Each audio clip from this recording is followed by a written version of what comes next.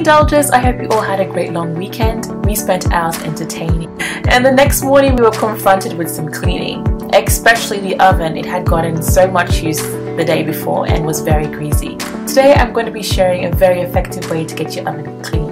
All you'll be needing is a few simple household ingredients, some vinegar, some dishwashing liquid, and some dishwashing tablets.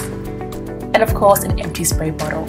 So place a funnel over your bottle, pour in some vinegar and follow up with some dishwashing liquid soap. About a teaspoon will do just fine. Give that bottle a good shake and proceed to spray inside your oven entirely.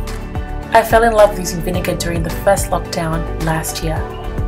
There were no cleaning agents out there in the supermarkets, and so one had to get creative.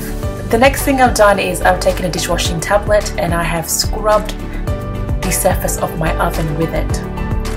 This completely helps cut the grease off. After 5 minutes of waiting, some warm water and a towel just to rub everything off. Look how easily that grease glides off. It was almost effortless.